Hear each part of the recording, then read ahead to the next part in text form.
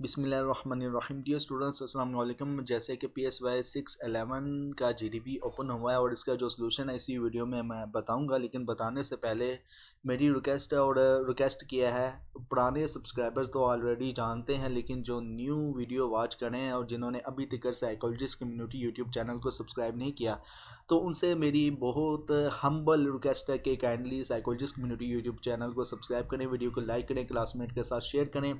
Further ये है कि हमें ट्विटर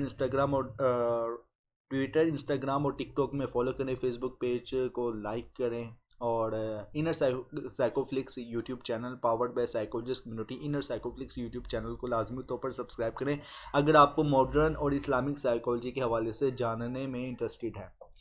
और GDP का जो सलूशन है इसको मैं बताने लगा हूँ। और सबसे पहले मैं क्वेश्चन डिस्कस कर लेता हूँ। क्वेश्चन कुछ इस तरह से आपसे पूछा गया है, मतलब कि जो क्वेश्चन का टॉपिक है या टाइटल है वो कॉन्फिडेंशियल इंफॉर्मेशन को लेकर है।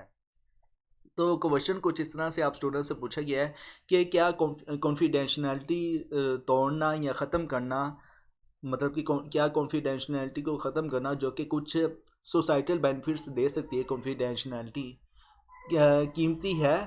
क्या ये पोटेंशियल अच्छा आउटकम्स रिस्क लेने के लायक है? अपना जवाब को ना लॉजिकल पॉइंट्स के साथ जस्टिफाई करें। अब ये देखिए, जितने भी GDPs ओपन होती है ना उसमें लिखा होता है कि जस्टिफाई करें या रीजनिंग्स के साथ बयान करें या आर्गूमेंट्स के साथ बयान करें, लॉजिकल आर्गूमेंट्स के साथ वाजिया करें या भी एग्जांपल से वाजिया करें। एक्चुअल में ये स्टूडेंट्स की लर्निंग ऑफ पर्सपेक्टिव से कैपेबिलिटी के हवाले से जो है ना जानना होता है कि स्टूडेंट अपने आप को कितना प्रिपेयर करता है उस GDP में पूछे हुए सवाल को लेकर।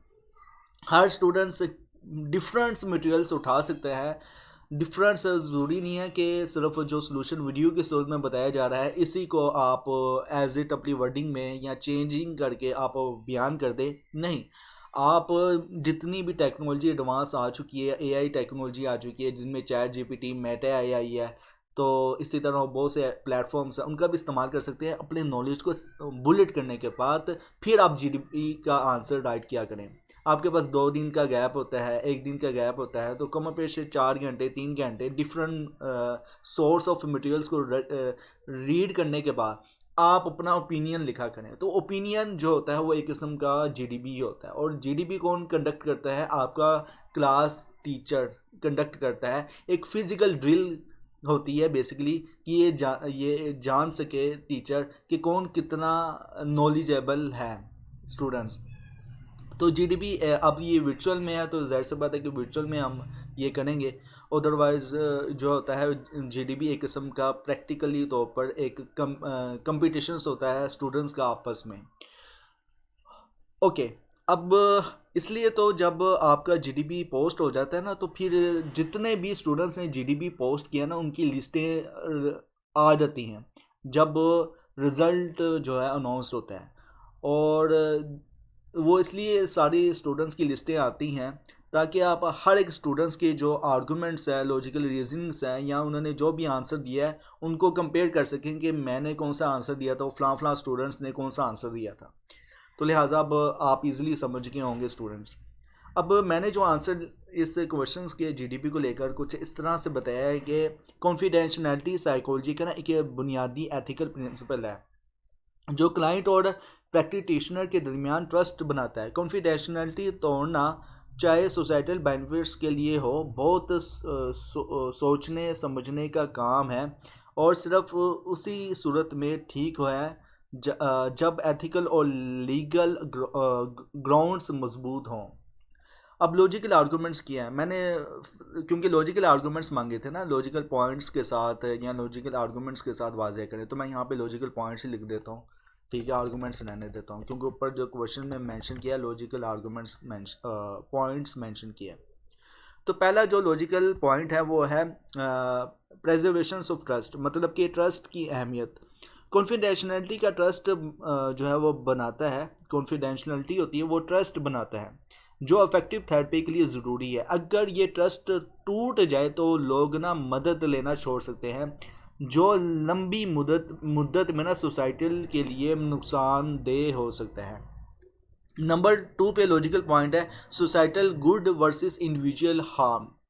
इसमें मैंने कुछ इस तरह से बताया कि सोसाइटल बेनिफिट्स से जैसे कि हार्म या क्राइम को रोकना ज़रूरी हो सकता है, लेकिन इसके लिए ना किसी इंडिविजुअल की प्राइवेसी कंप्रोमाइज़ करना मुश्किल फ़ैसला है। एथिकल कोड्स जैसे कि एपीए एथिक कोड है, कहता है इस एपी एथिक कोड के मुताबिक है कि कॉन्फिडेंशियलिटी सिर्फ उस वक्त तोड़ी जाए जब हार्म के रिस्क फ़ौरन और सीरियस हो, मतलब कि नुकसान के या इस किस्म के नुकसान के चांसेस हों जिससे जो है वो नुकसान हो सकता है इंसान का। आगे जो लॉजिकल पॉइंट है लीगल एंड एथिकल गाइडेंस के हवाले से है, गाइडलाइंस के हवाले से है। मतलब ये इसमें ना मैंने लीगल और एथिकल बाउंड्रीज़ के हवाले से बताया, तो इसमें मैंने कुछ इस तरह से बताया कि ब्रीच सिर्फ लीगल बाउंड्रीज या लीगल गाइडलाइंस के अंदर होनी चाहिए। फॉर एग्जांपल्स चाइल्ड अब्यूज़ या थ्रेट ऑफ वायलेंस जो होता है ना, रिपोर्ट करना बहुत से मुल्कों में लॉ का हिस्सा है, जो सोसाइटल सेफ्टी को प्योरिटाइज करता है बिना एथिकल नॉर्म्स के खिलाफ किए या खिलाफ जाने के। आगे है प्रोटेक्शनल फॉर मिस यूज़।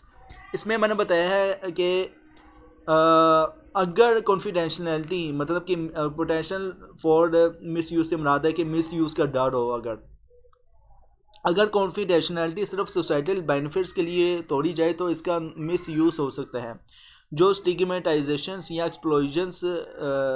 एक्सप्लॉयटेशंस तक ले जा सकती है, और ये स्लिपरी स्लोप है जो ट्रस्ट को अनरिलायबल बना सकते हैं। अब मिसाल भी मैंने दे दिया ताकि ना लॉजिकल पॉइंट्स एक जो है मेरे जो बयान किए हैं मैंने इनको स्ट्रॉन्ग जो है ना वो स्ट्रॉन्गनेस मिल सके लॉजिकल पॉइंट्स को। तो इसलिए मैंने मिसाल में कुछ इस तरह से इसमें बताया है कि एक सिनेरियो सोचिए जहाँ थेरेपिस्ट को ना पता चले कि क्लाइंट एक वायलेंट एक्ट प्लान कर रहा है। अथॉरिटीज़ को ना इन्फॉर्म करना एथिकल ड्यूटी बन जाता है ताकि ना दूसरों को ना हार्म से बचा सकें।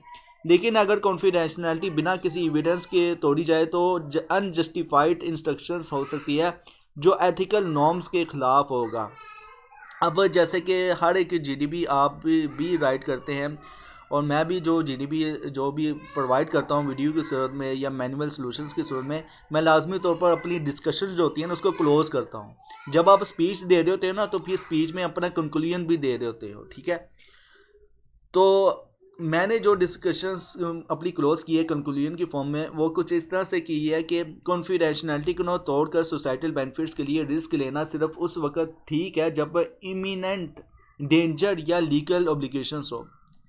साइकोलॉजिस्ट को ना हर सिचुएशंस का गौर से जायज़ा लेना चाहिए और एथिकल और लीगल प्रिंसिपल्स के मुताबिक फ़ैसला करना चाहिए ताकि इंडिविजुअल राइट्स और सोसाइटल वेलबींग दोनों का बैलेंस बरकरार रहे। तो स्टूडेंट्स, यह था आपके PSY 611 ethical issues in psychology के कोर्स का GDP का सलूशन। कैसा लगा कमेंट्स में लाजमी बताएं। और फर्दर ये है कि साइकोलॉजिस्ट कम्युनिटी के शो लेक्चर्स की जो सीरीज़ है लाजमी तौर पर आप वॉच आउट कीजिएगा। इंशाल्लाह मिलते हैं नेक्स्ट वीडियो में कोई अच्छी सी वीडियो में या असाइनमेंट GDP या प्रैक्टिकल के सॉल्यूशंस में या शो लेक्चर्स की सीरीज़ में। Till then thank you so much. अल्लाह हाफिज़।